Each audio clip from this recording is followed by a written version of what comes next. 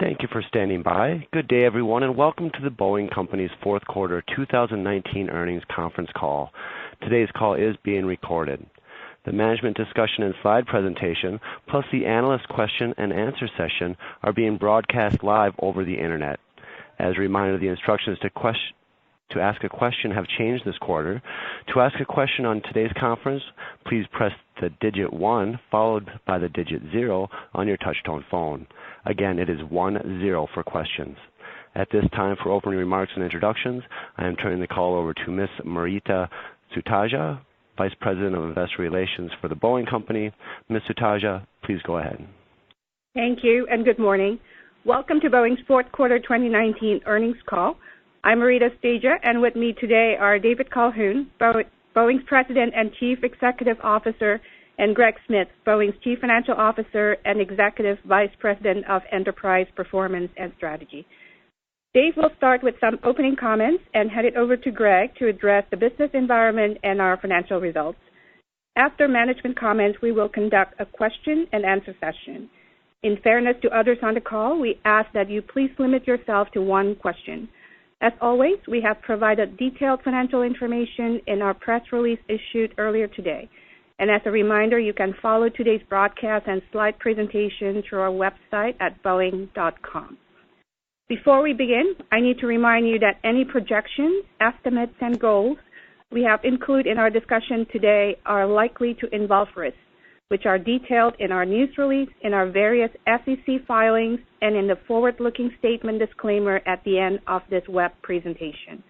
In addition, we refer you to our earnings release and presentation for disclosures and reconciliation of certain non-GAAP measures. Now, I will turn over the call to Dave Calhoun. Thank you, Maurita. Good morning to everyone. I'll state the obvious. I've been here 2.5 weeks, and this is my first earnings call as the President and CEO of the company. While I'm new to the CEO role, I am certainly not new to the company, and have long admired the business, the products that we build, and the people that serve the company. It's a very challenging moment for Boeing.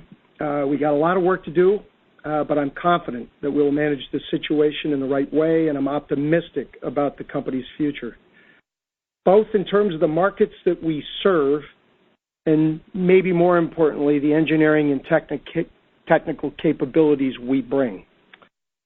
Before we proceed, let me just say to the families and the loved ones of those who perished in the Lion Air Flight 610 and Ethiopian Airlines Flight 302 accidents, I am truly and deeply sorry for your loss.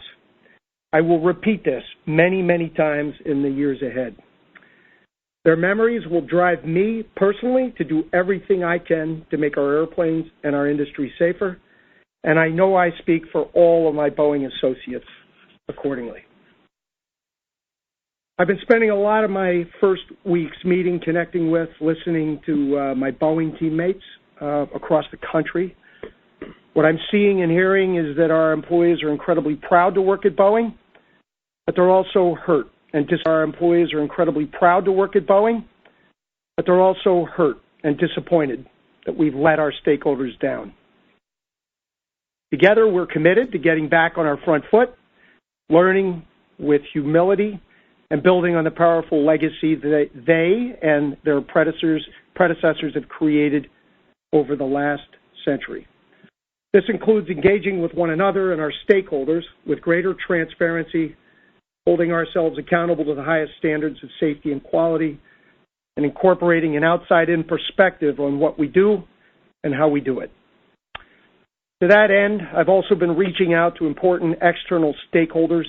I know you know that, including our customers of our 3 businesses, our supply base, our supply chain, which is under stress, business partners, and finally, maybe most importantly, regulators.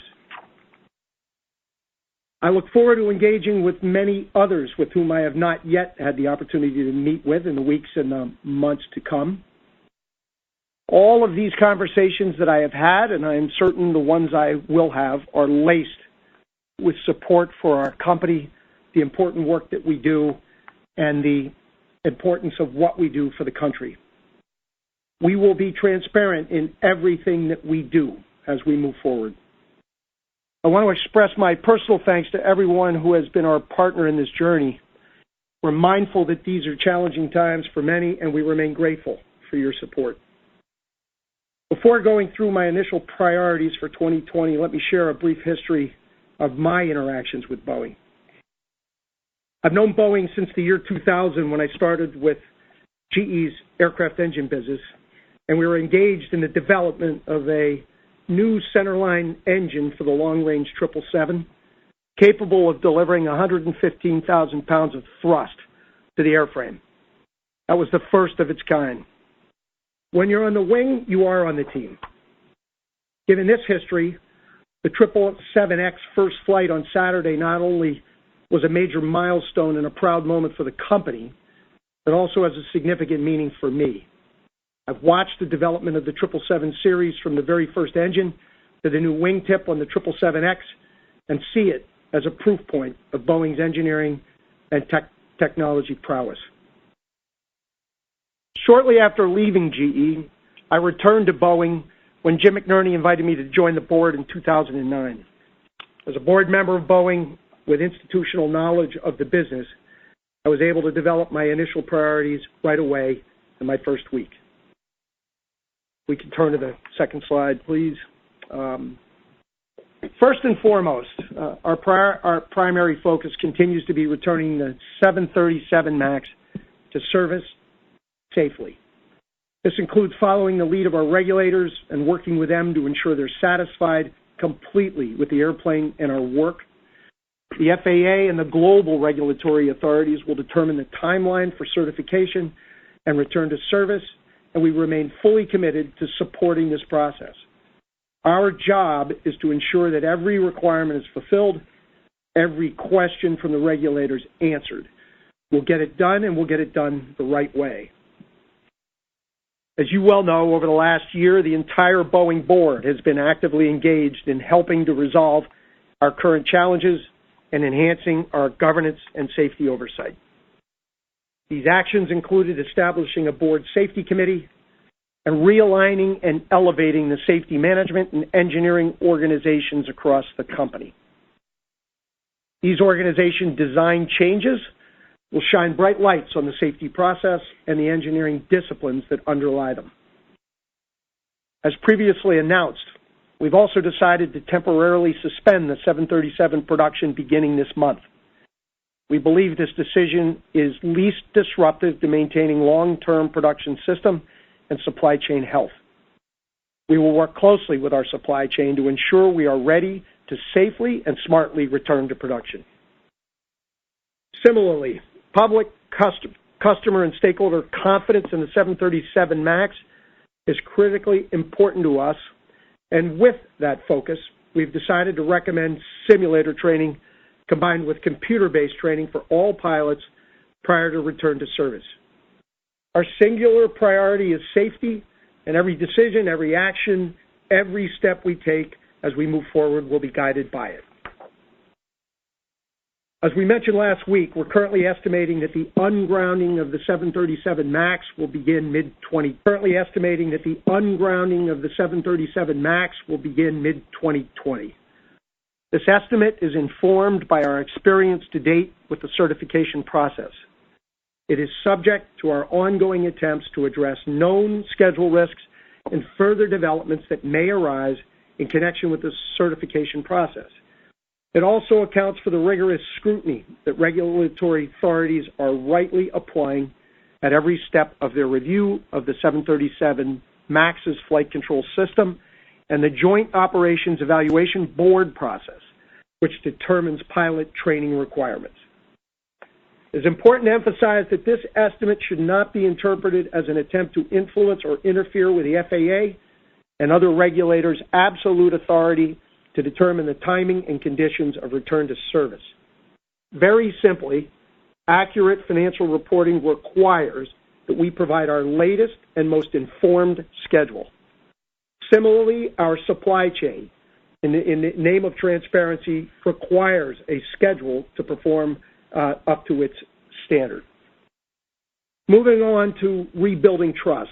which I briefly touched on earlier. We recognize that many of our stakeholders are rightly disappointed in us, and it's our job to repair these vital relationships. We'll do so through a commitment to transparency in everything we do and by meeting or exceeding expectations. We will listen, we will seek feedback, and respond appropriately, urgently, and respectfully. Our culture is centered around strong shared values, safety, quality, and integrity. Every day we will recommit to these and foster an inclusive environment that embraces oversight and accountability and puts these three core principles above all else. We will listen and resolve real-time all employee concerns pertaining to safety or other of our shared values. We will also focus on operating with excellence. We must get back to basics, delivering safe products and services to our customers while continuously improving our quality. We will complete our work in station, wherever we are and whatever we do, and we will do it to the highest standards. We are committed to do it across our commercial, defense, space, and security and services businesses. This is not relegated to just the MAX or the 737.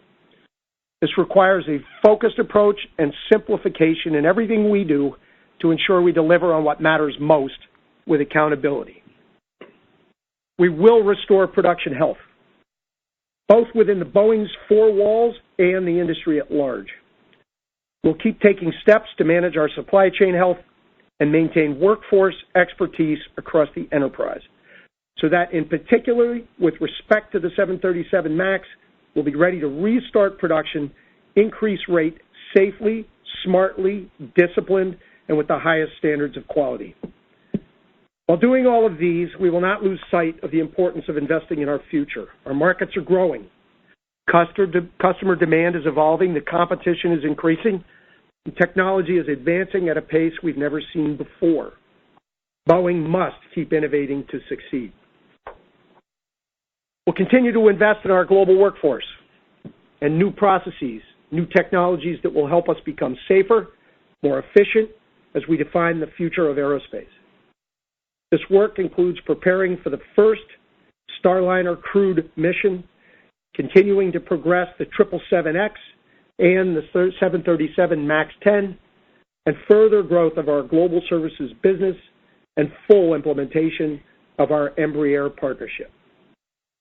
That said, there are always some investment reprioritizing and streamlining that we can do, and we will. We'll take the time to reassess our product development strategy in a fairly methodical way. I think that's a natural course for any new incoming leader to take. We'll return to this topic in future discussions. This is not intended to delay, simply to refresh. By focusing on these priorities and unleashing our talent, I'm confident we have the right foundation to keep the business strong, to keep it healthy, while navigating this very difficult moment. Before I turn it over to Greg for an update on the business environment and our performance, I want to pause and thank him for the leadership he has provided throughout this challenging time and for so ably filling the CEO role during the transition. Everybody here knows we've had a number of leadership changes over the past few months, including me.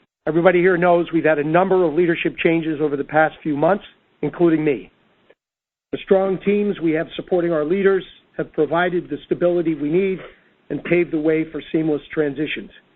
But Greg has set in motion some of the changes we need to see, and he has led it with real skill. He will continue to be my partner, and we will lead the company together. I'm excited now to be working alongside him and the rest of our senior leaders. And now I'll turn it over to Greg. Great. Thanks, Dave. And good morning, everybody. As many of you know, I've had the distinct pleasure of knowing Dave for a long time, and we're extremely lucky to have him in the chair helping us navigate through these challenging times and the path forward. I have a lot of respect for Dave and look forward to the continued partnership.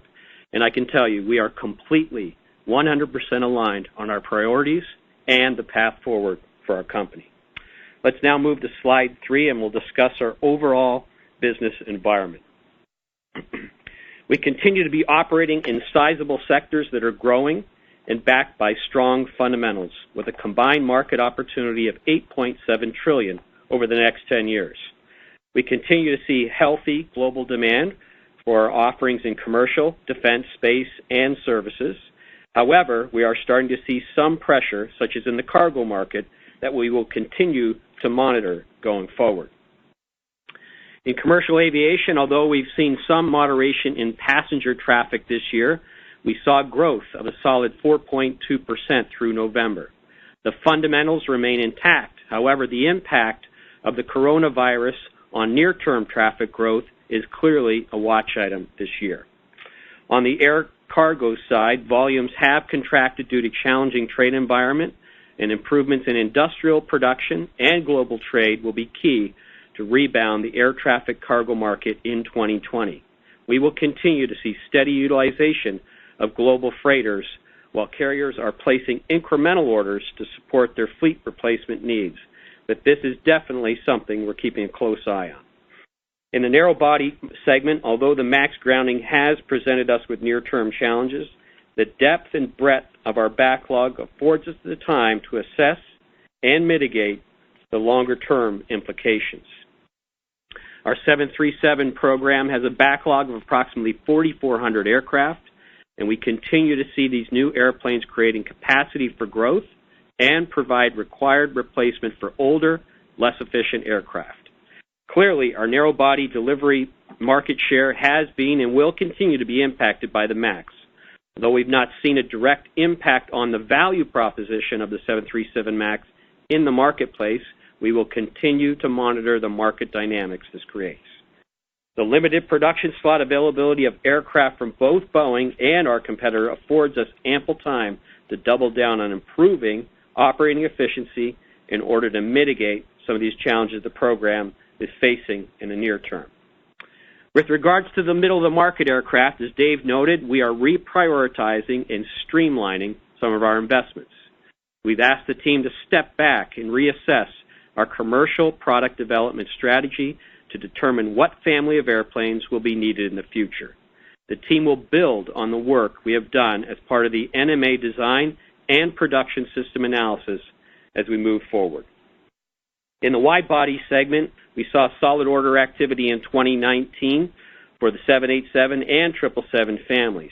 However, as we mentioned before, in the near term, the global trade environment has presented challenges for our wide-body production plans, in particular, the 787 program. As part of our process, we're continually assessing the environment to determine if any further rate adjustments are required. We've previously announced that we will transition the 787 production rate from 14 per month to 12 per month in late 20. As we're in the planning window of a rate decision and to reduce risk in the 21 and 2022 skyline, we've decided to further reduce the rate to 10 per month in early 21 before returning to 12 per month in 2023. We're pleased with the recent announcement of the Phase 1 deal between the U.S. and China, and we're proud that Boeing airplanes will continue to be part of this valued relationship. Progress on the trade deal is obviously very encouraging, and we will continue to work closely with our customer and awaiting details of access to the implementation of our backlog and how this will fit into our skyline given production lead times. In the meantime, we think it's prudent to take more measured approach to our 787 future production rates.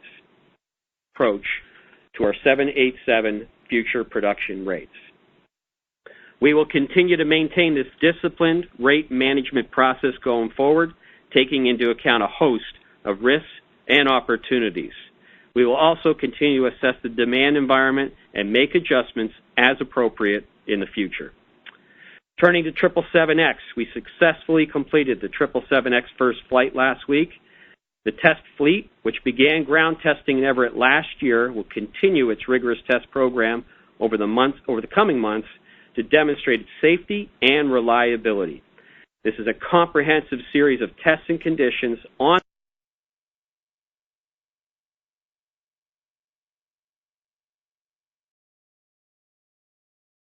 We're currently expecting first delivery of the 777-9 to be in 2021. We continue to expect the 777 delivery rate to be approximately 3 per month in 2020. Progress on the 777X will be the primary driver of future delivery rate for the combined 777, 777X program. We will take a measured approach to the 777X rate ramp, and we will look to minimize the amount of change in incorporation work by managing the number of aircraft produced prior to entry into service. On the 777, as I discussed earlier, we will continually closely monitor the cargo market and carefully manage our skyline. Finally, as we previously announced, we are in the process of starting to transition the 767 production rate from 2.5 to 3 per month.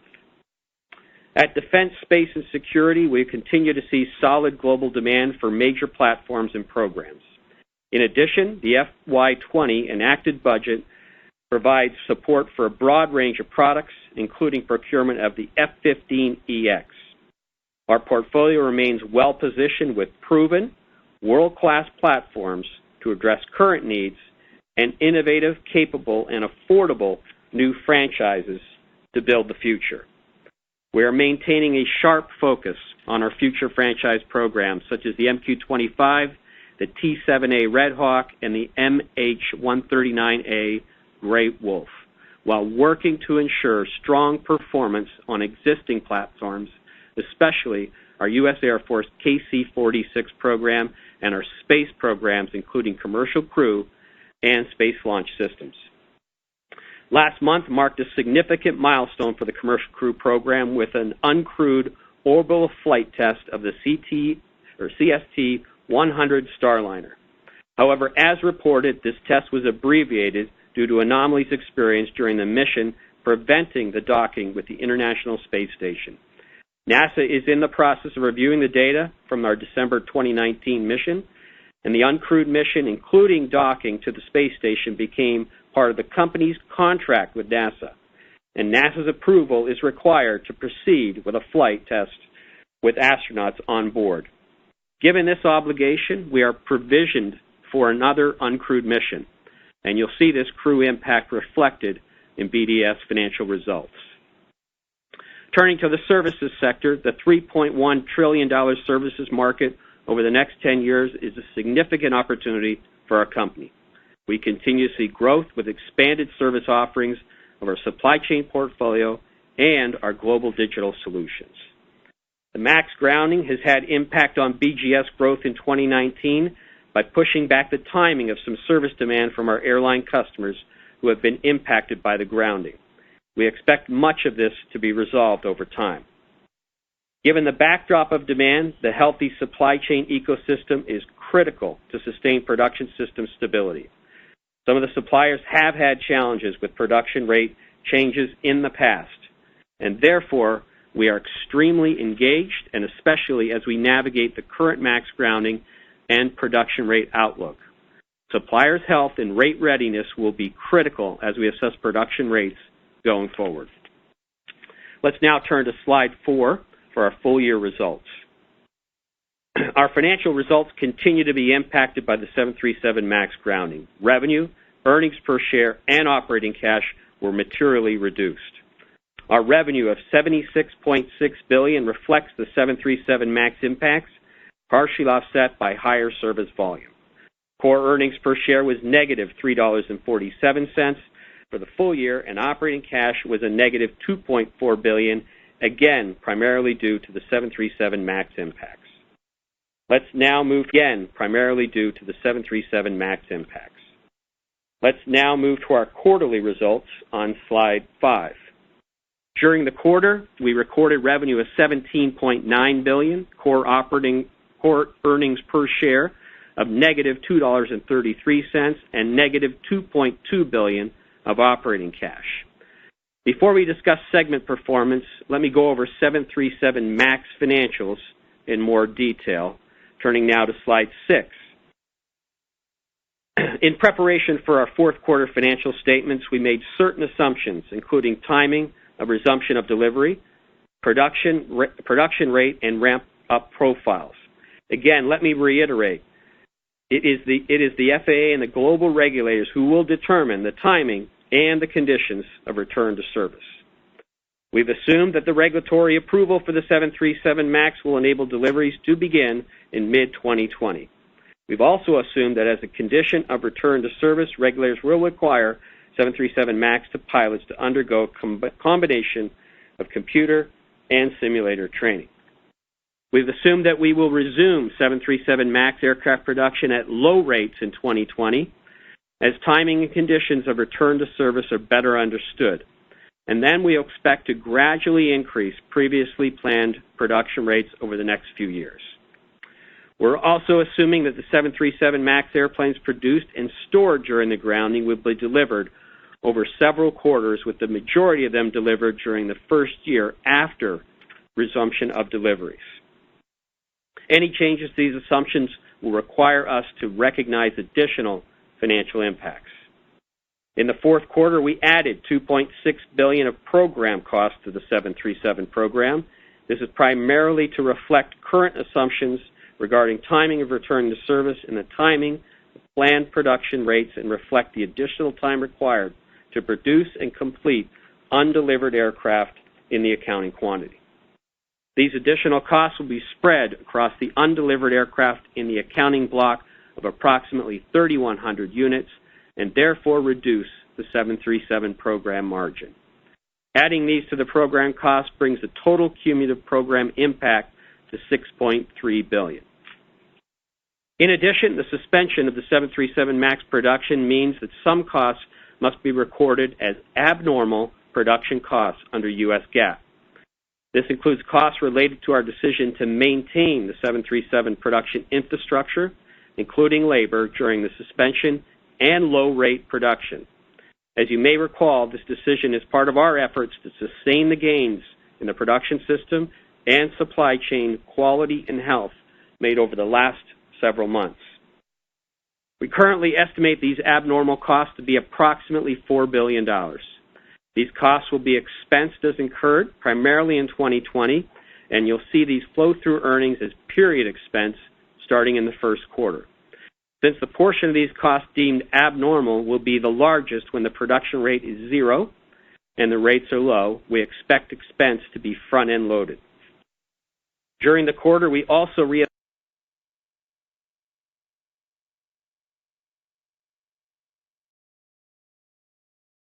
delivery delays. This reassessment included updating estimates to reflect our most recent assumptions, as well as latest information based on engagement with 737 customers.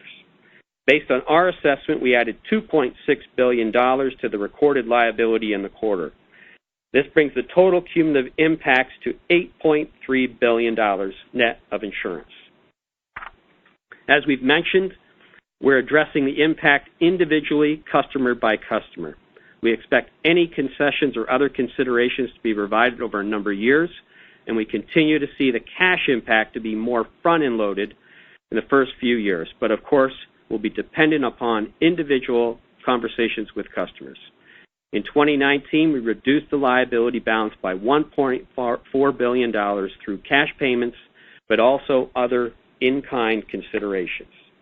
Looking forward, the key drivers of financial impact related to the 737 will continue to be the return to service timeline and conditions, the delivery ramp-up, which will be dependent on how fast we can deliver the aircraft once the fleet returns to service, and how fast our customers can accept aircraft, and the duration of the 737 production suspension and rate ramp profile, and discussions with customers regarding potential concessions and other considerations. We expect our financial results to continue to be adversely impacted until we safely return the 737 MAX to service, resume deliveries to customers, and ramp up production rates. We continue to perform detailed scenario planning around return to service and production rates, including analyzing the implications on our supply chain, customer fleet, and deliveries to fully understand the range of financial outcomes. We're also taking actions to prudently manage our liquidity, increase our balance sheet flexibility, manage our spending, and stay laser focused on productivity. I'll talk more about that a little later. Let's now move to commercial airplanes on slide 7.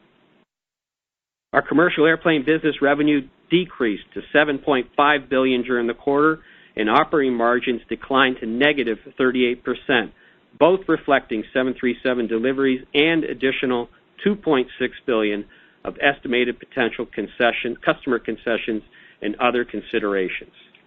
BCA backlog includes 5,400 aircraft valued at $377 billion, equating to more than 6 years of production. Let's now move to Defense, Space, and Security on slide 8. Fourth quarter revenue decreased to $6 billion, reflecting lower volume across the portfolio, as well as impact of previously mentioned commercial crew charge, which affected revenue recognition on the program.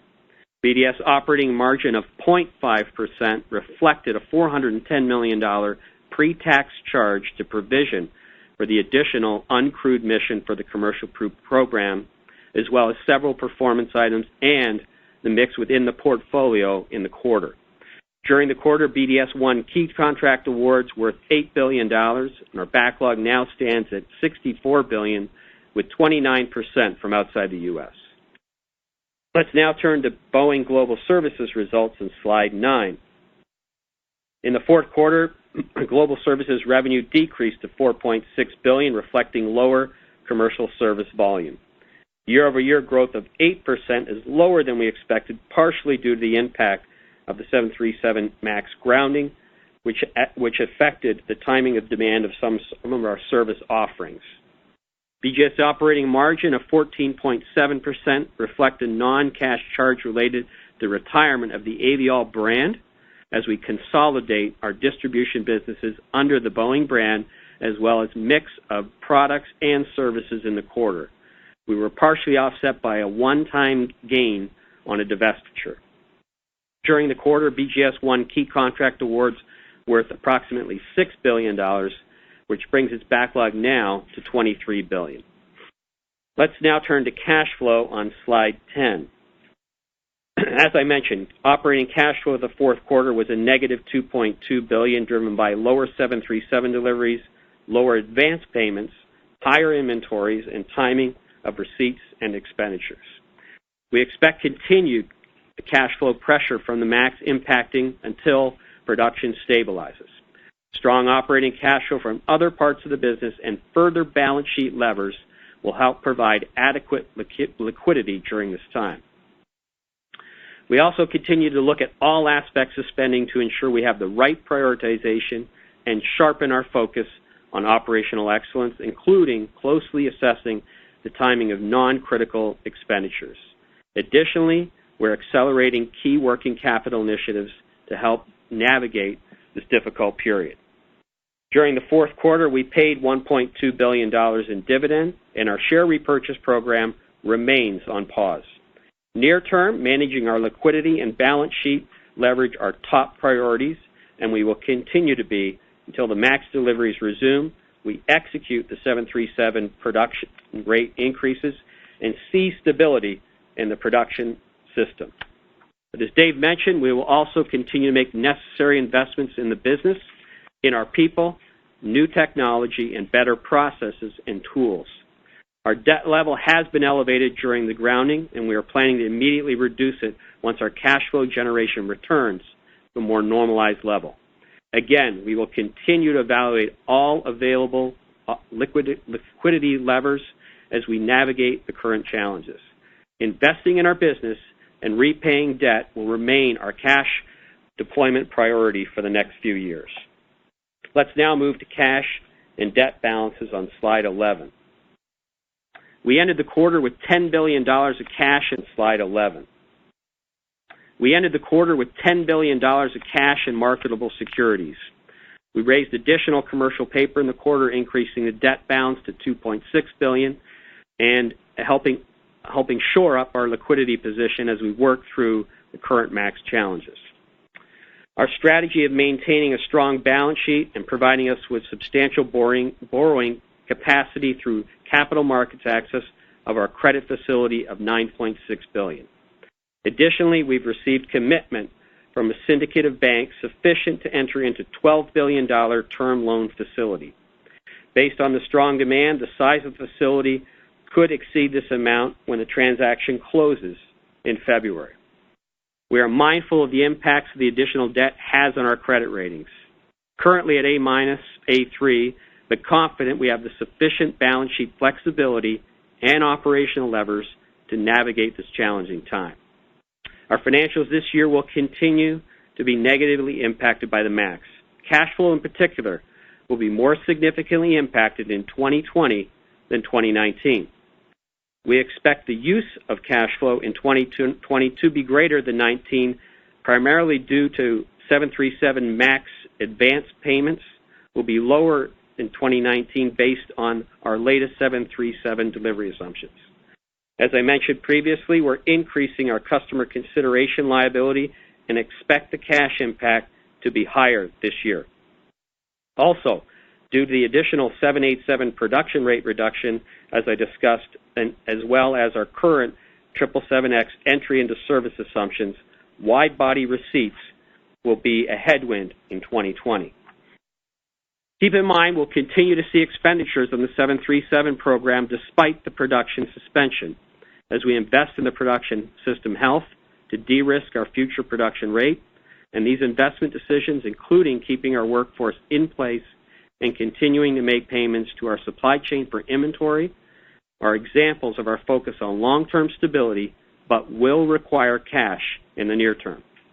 Given these headwinds and our current assumptions on 737 MAX return to service, as well as future production and delivery rates, cash flow recovery is now expected to start until 2021.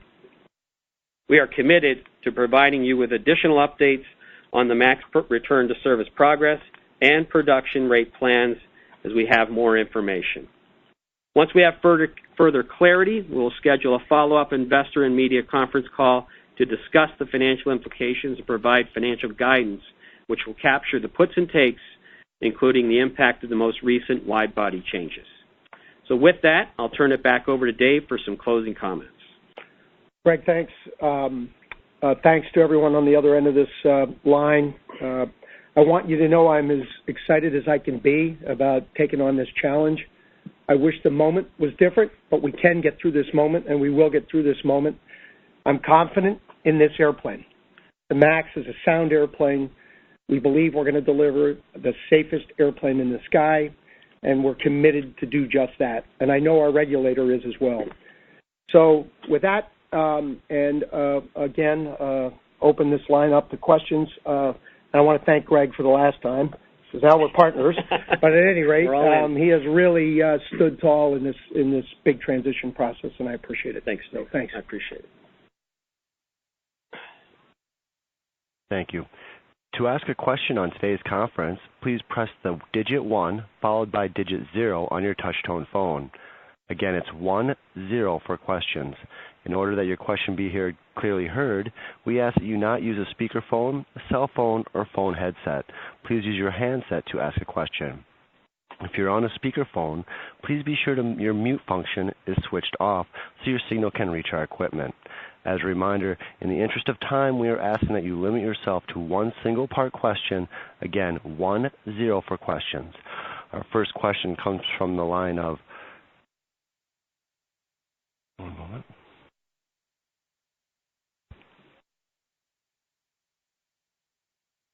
Carter Copeland from Melius Research. Please go ahead.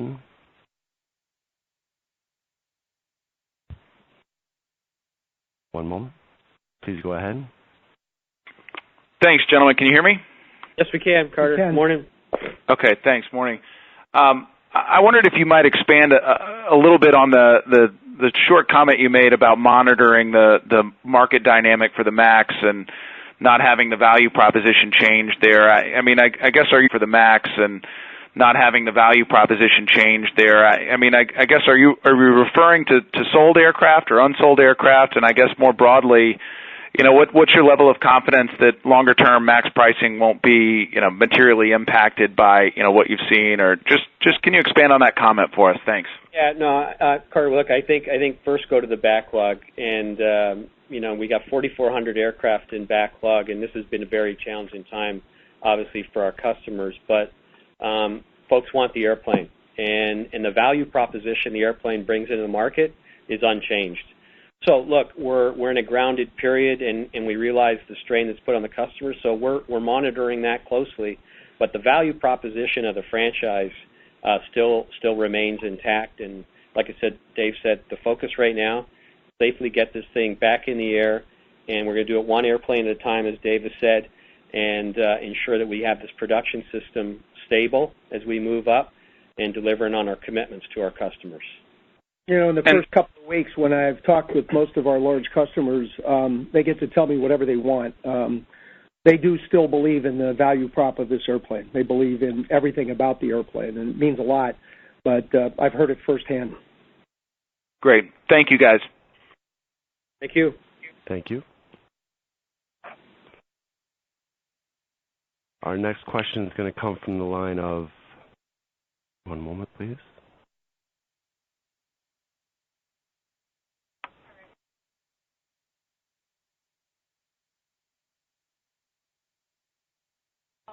One moment.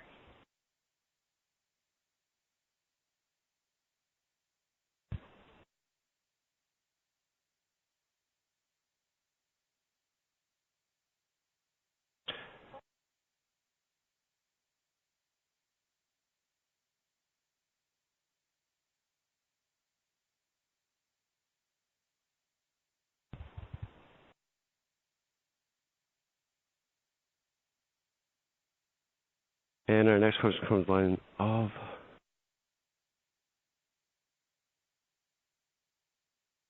Miles Walton from UBS.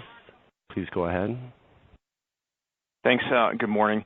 Hey, Dave, you're coming to the table with a decade of experience seeing the company from the inside, and I just wonder how you've been able to step outside of that familiarity, take an orthogonal view, kind of a different view of what went wrong, and reorient everything so that this isn't maybe just changing tone and or repairing relationships, but maybe it is, or if there's something more needed, how you've been able to step out of that familiarity role.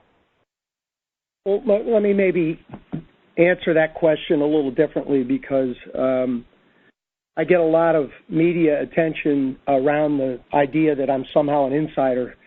What if I changed that a little bit, and what if I told you I simply had a front row seat to everything you saw? And so all the things I read and see and hear, make no mistake, they all have an impact, they have an effect, and I get a front row seat, and ultimately our board took action as a result of it. And now I'm the one sitting in the operating seat. So I don't want it to be lost on anybody. I know we've got things to work on and changes to make. I treasure my relationship across the industry with customers and with regulators and others.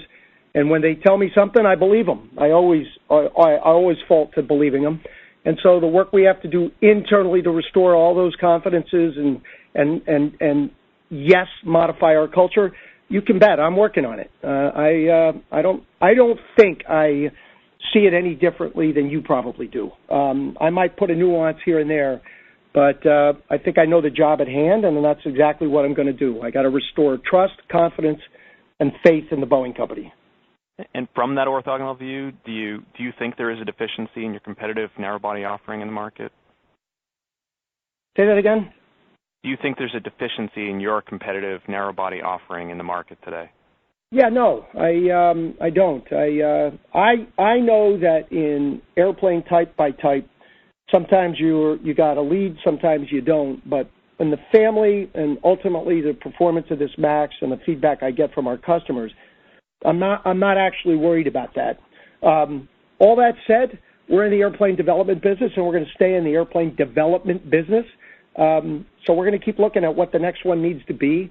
I want to make sure everyone understands that me not immediately signing up to the NMA is me not wanting to do new airplanes. We'll do one, and I don't me not wanting to do new airplanes. We'll do one, and I don't want to even suggest or convey to you that it's anywhere near the narrow body fleet we have today. I don't see big deficiencies there.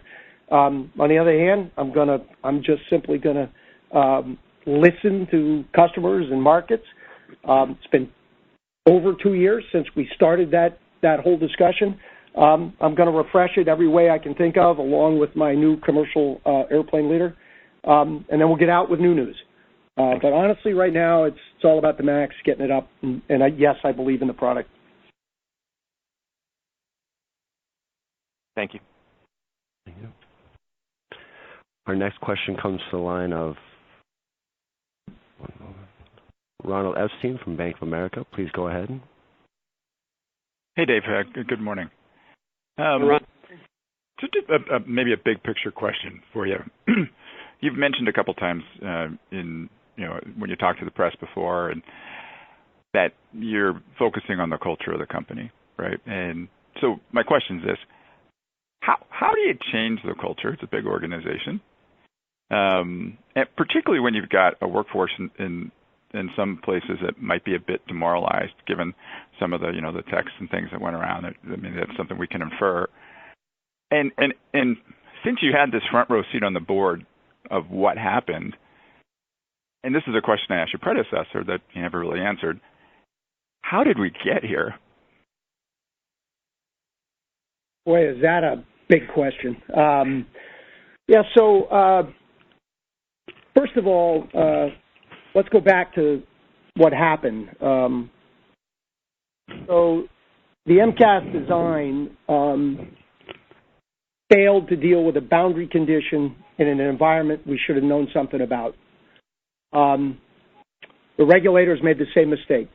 There are engineering disciplines that you can and should apply to that question that I think can get fixed relatively quickly.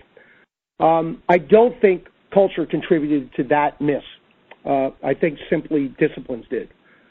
The question with respect to training recommendations and the horrible IMs that people would like to think all of Boeing writes really was relegated to a relatively small group of folks, but it wasn't detected. The system didn't apparently listen or watch for things like that, and it didn't react appropriately. And I have to do everything in my power to make sure going forward that it does. Listening starts with leadership, and it starts with me. And I think we need to do more of it. And then slowly, steadily, you change culture.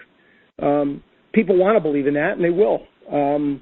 They are all good engineers. They all follow disciplined processes.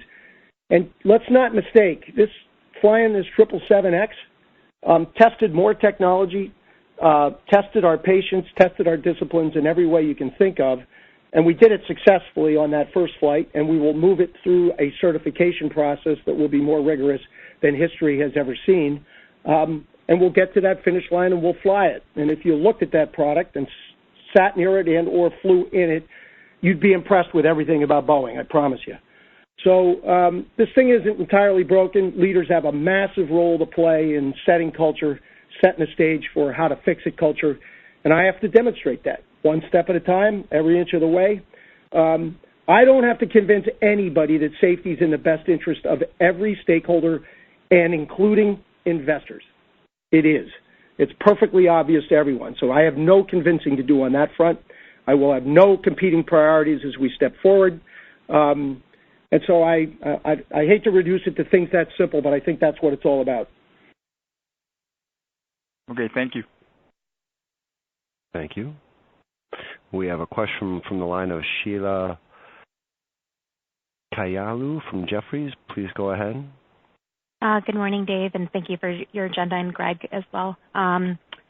We talked about clearly a lot of challenges with the MAX grounding, the 787 rate cut, and 777 potential delays.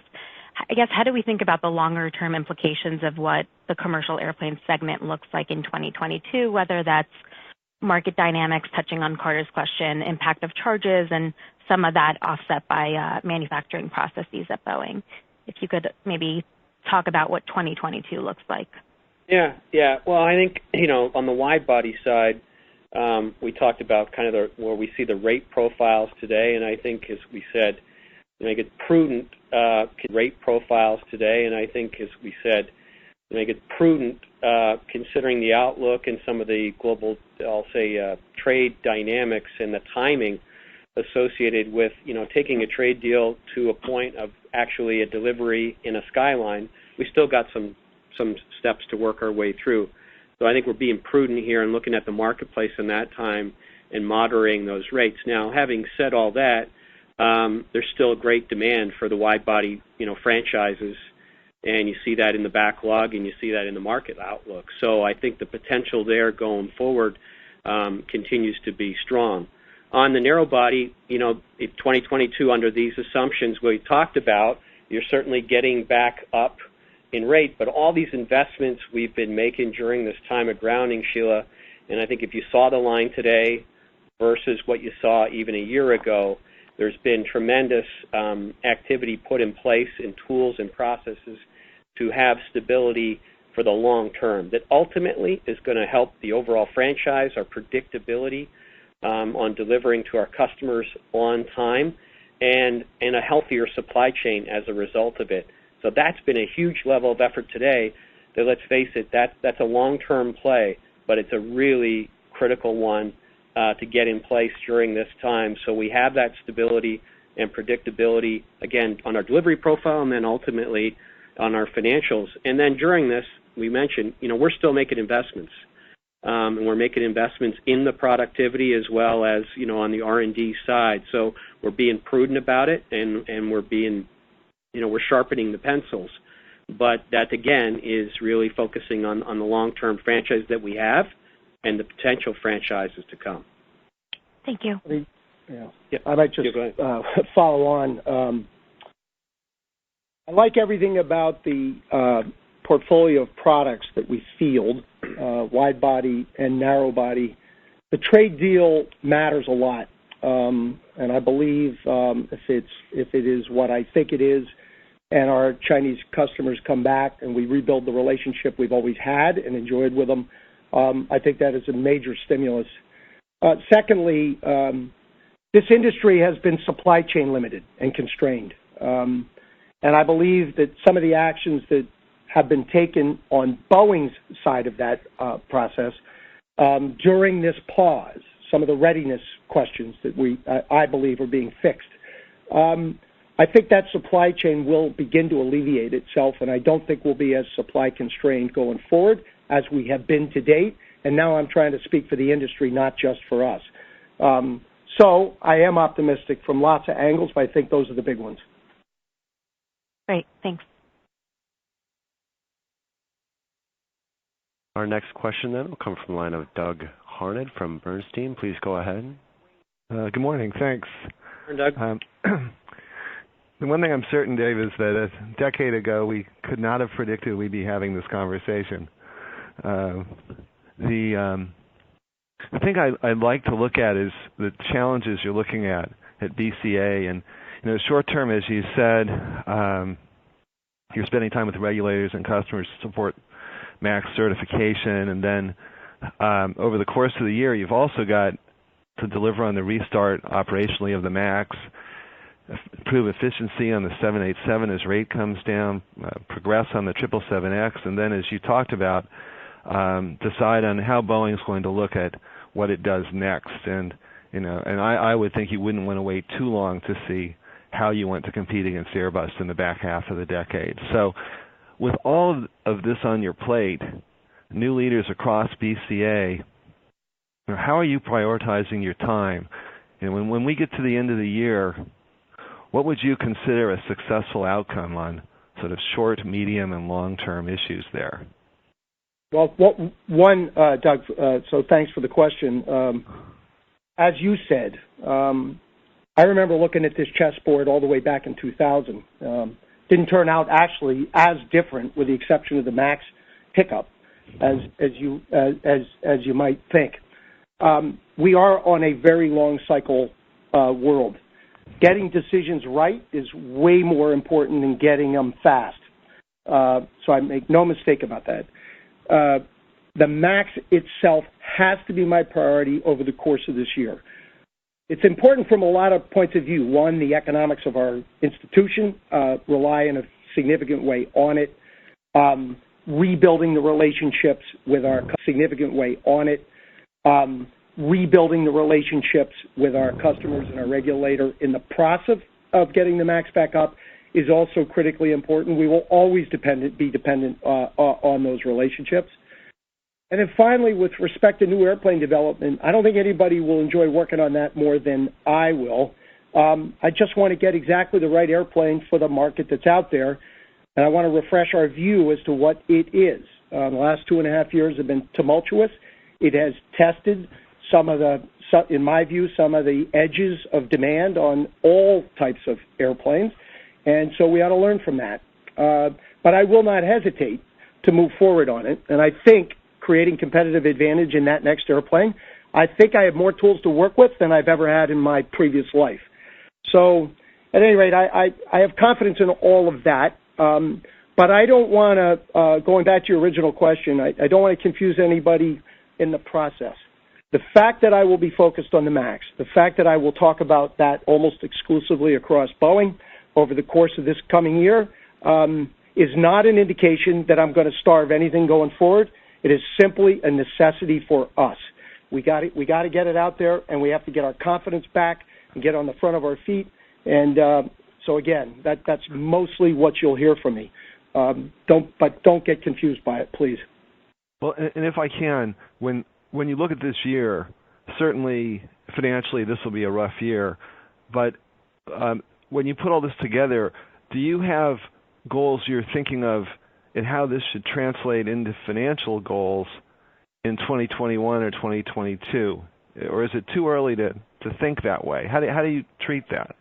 Yeah, it's too early to think that way. While I might conjure up a notion here or there in my head, I'm going to listen to an awful lot of people before I do, and I'm also going to be certain that all the investments that are required to stand up our engineering function, have everybody regain their confidence, and again, simply believe in the safety of every airplane that the Boeing company puts forward. I'm not going to jump to that conclusion now. I'm simply going to get through this moment, restore our confidence, and then projections will follow. Great. Thank you. Our next question then will come from the line of David Strauss from Barclays. Please go ahead. Thanks for taking the question. Wanted to discuss the supply chain and how you're approaching the supply chain during this halt. Greg, you mentioned some of this $4 billion, I guess, is to support the supply chain during the halt.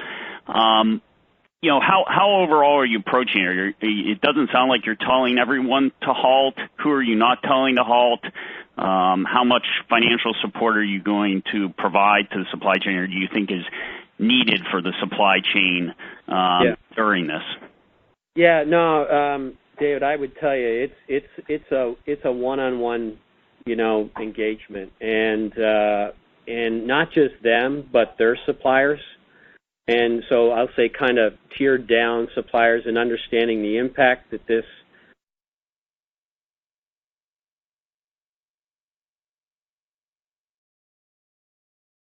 grounding is lifted will be to start getting those airplanes off the tarmac, the inventoried aircraft, and then slowly bringing that line up in a very methodical way and monitoring stability each step of the way.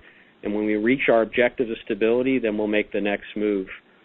But that'll kind of be the priority and the time frame associated with that. Now, we will, currently, we're looking at starting the line earlier than the actual lifting of the grounding. But, again, think of that as a risk mitigator. We'll look at that during that period of time and our confidence level of getting the grounding lifted, and then we'll start to slowly bring resources back onto the program, keeping in mind that these lines are empty. They're going to be empty. They're emptying right now. And so we'll start in position one, but again, very methodical, start bringing the crews over, get stability, and then slowly bring them back into play. But we'll make that decision, as we get closer return to service, but that's the game plan as we see it today. And if the question relates to the certificates by airplane, which of course is going to be a new and very, I think, tightly run process, of course, that involves us and the FAA, and I think we've provided for plenty of room for that process to unfold methodically and not with too much pressure on it. Yeah. So that's important in the way we've laid out our timeline. Great. Thanks very much. Thank you. We have a question from the line of John Raviv from Citi. Please go ahead. Thank you. Good morning, everyone. In the context of cash being a bigger use in 20 versus 19, certainly understand the moving pieces in BCA. Can you talk about perhaps some of the cash generation and the state of the businesses outside of Boeing Commercial, which I think is still a relevant topic here? Yeah. On BDS, slightly lower than last year, and I'd say a lot of that is timing. It's just around receipt timing and award timing, but outside of that, from an core operating performance, pretty much on par. But we'll see a little bit of headwind this year. And on BGS, a little bit of headwind, but less than BDS. And again, a lot of that is just timing. It's nothing more than that. The core performance-wise, or the conversion to earnings to cash, it remains in pretty consistent with 2019. But again, the bulk of the variance in cash will be at BCA.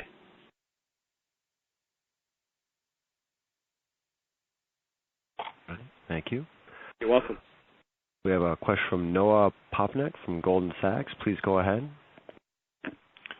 Hey, good morning, everyone. Morning, Noah. Hi, Noah. Wanted to ask about 787 supply and demand, and then also the margins, given the changes there. Do you have visibility into the order pace stepping up into the kind of mid 100s per year for a while there? Because even at the 12 a month or the 10 a month, you're still building over 100, but the order rate's been below 100. So I know China's an input, but I don't know if China's planning to order that many wide bodies that would fill that gap sustainably. And then Greg, on the margin, on the cash margin, you've talked about being able to continue to increase it just at a slower pace at 12 versus 14. Is that still true or not at 10? It is. Yeah. Obviously not at the same, I'll say, slope as it was, but we still continue to see improved cash margin over the profile for all the reasons we've discussed before, between supply chain mix and our own productivity. That story's unchanged. But again, the amount of growth over that period is moderated obviously under these lower rates. On the supply demand, China's a big deal. Don't mistake it. It's a big deal, and that's a big play in these production rates. Outside of that, as you've seen, when we've been going head to head with the 787, we've been winning the marketplace. The airplane continues to bring great economics into the field, and the long-term market outlook continues. When you look at the 20-year forecast, there's still a lot of wide bodies and more replacement in there, and the 787 family, I think, is extremely well suited to address that market. And I'd say the one that is probably underserved at this point is the 787-10. I think as we see that replacement market, I'll say, coming more within our skyline, I think we're going to continue to see more demand for the -10. It's just an incredible value proposition and machine for our customers, especially considering what is going to be replacing in the market. So China, big watch item. Outside of that, do we have work to do on the skyline? Absolutely. And we're going to play that out one campaign at a time. And we'll continue to monitor, again, our lead times and make whatever adjustments are needed. But as we see it today, we think it's a prudent thing to do, and we have good confidence in the 10 to go into 12 a month. Do we expect a China 787 order to come out of phase one specifically, or do we need to get past phase one? I don't know at this point. No, we know that airplanes are certainly a big part of the trade deal with China, and we'll get into those details when between the government and our customers. But we're actively engaged with them, and when we get more clarity on that, then we'll provide it. But at this point, we don't have model clarity. There's no reason to believe it has to wait for phase two. Yeah. Okay. Thanks so much. Okay. You're welcome. Operator, we have time for one more question. Okay. We have a question from the line of Hunter Keay from Wolfe Research. Please go ahead. Hi, thanks for getting me on. I appreciate it. Good morning. Morning. Good morning. So I realize obviously FAA is the decider here. You've made that very clear. But would you care to, in the spirit of transparency, would you care to share your accounting assumptions for the MAX rate ramp 6 and 12 months after recertification? And then the second part of the question is how can you get comfortable potentially resuming production before certification, given all the head fakes that we've had over the last few months or so? Thanks so much. Yeah, well, maybe on that one, I'll just again put a finer point on what the game plan is as we see it. Don't think of that as just turning the line back on. We're going to slowly bring crews back, but we're going to have a confidence level, a higher confidence level in that exact time frame on return to service, because obviously we don't want to build more airplanes and store them. So that's the game plan as it sits today. But again, remember the line's empty. So it's going to be in the first position, and that's going to take some time to slowly bring that up. But obviously we'll have cert flight behind us, which is a big milestone, and that will give us more confidence in our, I'll say, kind of slow introduction of the production line. So that's the game plan on that. As far as rate increases going forward, Hunter, I would just say to you, look, we got to get this thing back. We got to start delivering on the off the ramp, and think of the rate increases as one step at a time, or as Dave has said to many of us, one airplane at a time. We're going to keep work in position, and we're going to ensure we have stability, and equally, or maybe not more important, the supply chain has stability. We'll make the next rate increase. So we've certainly made some assumptions in there, but we are going to do this one at a time. And again, really playing the long game here to ensure we've got stability that is, I'll say, institutionalized, not just with us, but all suppliers. And then that'll ultimately have a much more predictable production, I'll say, cadence to it, and predictability and delivering to our customers. So we'll keep you posted on our rate plans going forward. But at this time, that's kind of the game plan. And we'll give you more clarity once we, like I said, once we provide guidance and I'll say the moving pieces that will support that guidance. I just will reiterate, because I think it does matter. That philosophy, one at a time, is reflected in what we have built into this set of financials and our expectations. So I hope we can go one at a time at a rate that exceeds those expectations, but we're not going to think about it that way. We're simply going to get to every next airplane. Thank you. You're welcome.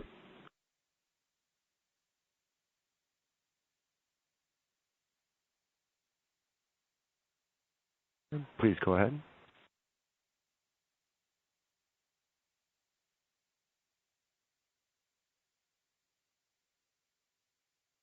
That concludes our question and answer session. Thank you for joining the call. Thank you. That completes the Boeing Company fourth quarter 2019 earnings conference call. Thank you for joining.